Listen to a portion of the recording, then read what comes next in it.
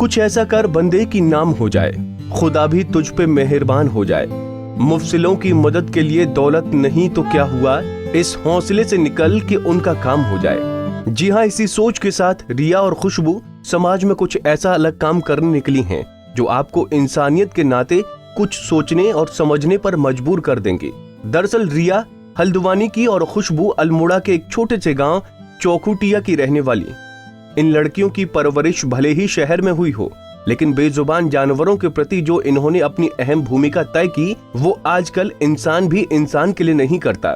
घर, गली, मोहल्ले या उन कुत्तों को उठाकर लाना जो बीमारी के चलते या किसी के प्रताड़ित करने से जिंदगी के प्रति लाचार हो गए।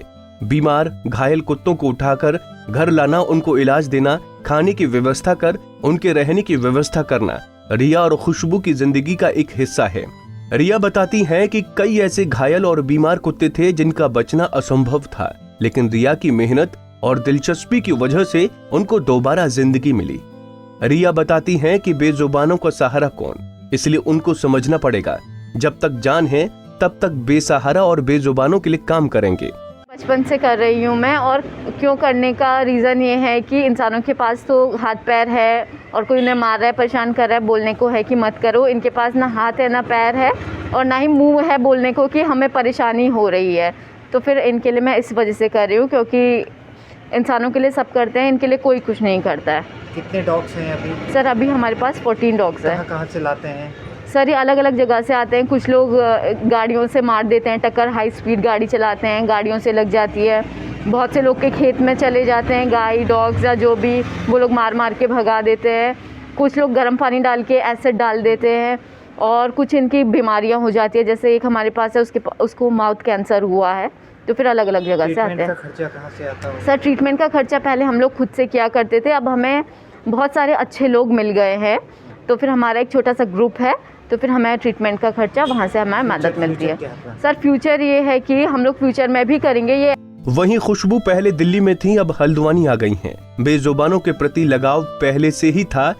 कई बेजुबान ऐसे मिले जो जिंदगी की जंग लड़ रहे थे, उनको घर लाए, खुद के पैसों से डॉक्टर से इलाज करवाया, और अब वो बेजुबान ठीक हैं। हल्द्वानी में रिया और खुशबू ने कुत्तों के लिए एक शेल्टर होम भी खोला है, जहां कई कुत्तों को रखा गया है और उनका इलाज चल रहा है। रिया और खुशबू उनको खुद इलाज भी देती हैं। खुशबू बताती हैं कि बेजुबानों के प्रति दिल्ली से शुरू हुआ सफर अब रुकेगा नहीं। ऑब्जेक्ट तो सर मेरा यही था कि सेव द एनिमल्स। ये नहीं है कि आपको किसी स्वार्थ से ही इनकी सेवा करनी है, निस्वार्थ होकर इनकी सेवा करनी है। जब तक इंसानियत इंसान के अंदर नहीं होती तब तक आप कुछ भी अच्छा काम नहीं कर सकते।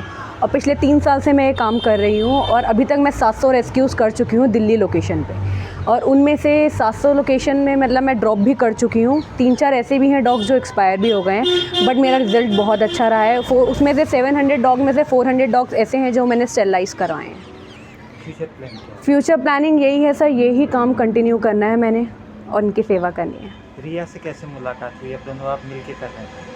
सर एक ग्रुप है हमारा एनिमल वेलफेयर का, उसी के थ्रू हम मिले हैं। अब मैं दिल्ली से हल्द्वानी शिफ्ट हो गई हूँ परमानेंट। अब मिलकर हम टीम वर्क करेंगे और बेजुबानों की सेवा करेंगे।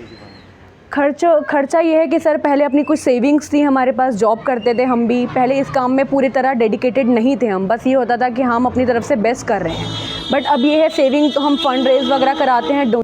अंतर्राष्ट्रीय महिला दिवस पर रिया और खुशबू की सोच और हौसले को सलाम है, जो पूरे दिन पूरे साल उन बेजुबानों को सहारा देने का काम करती हैं, जहां लोग घायल जानवरों पर हाथ लगाने में भी घबराते हैं। वहीं रिया और खुशबू बेजुबानों को इलाज, खाना और आशियाना देकर उनकी निस्वार्थ सेवा कर रही हैं। पंजाब केसरी टीवी के लिए हल्द्वानी से तारा जोशी की रिपोर्ट।